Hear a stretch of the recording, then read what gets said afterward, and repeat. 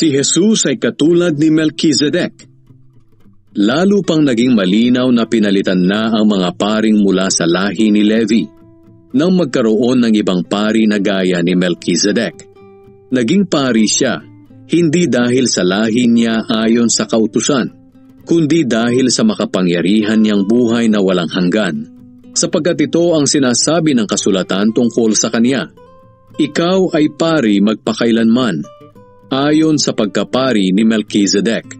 Kaya nga pinalitan na ng Diyos ang dating kautusan, dahil mahina ito at hindi makakatulong sa atin, sapagkat walang matuwid sa paningin ng Diyos sa pamamagitan ng pagsunod sa kautusan.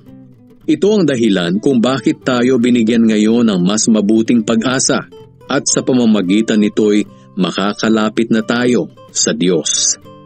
Mas mabuti ang bagong pag-asang ito dahil nilakipan ito ng Diyos ng panunumpa.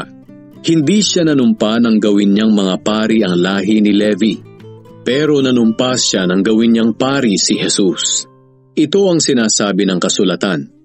Sumumpa ang Panginoon na ikaw ay pari magpakailanman at hindi magbabago ang pasya niya.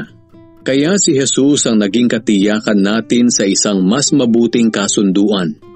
Maraming pari noon, dahil kapag namatay ang isa, pinapalitan siya ng isa upang maipagpatuloy ang mga gawain nila bilang mga pari. Ngunit si Jesus ay walang kamatayan, kaya hindi na ililipat sa iba ang pagkapari niya. Kaya maililigtas niya ng lubos ang sinumang lumalapit sa Diyos sa pamamagitan niya.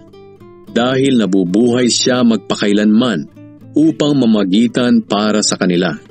Kaya si Jesus ang punong pari na kailangan natin. Banal siya, walang kapintasan, walang kasalanan, hiwalay sa mga makasalanan, at itinaas ng higit pa sa kalangitan.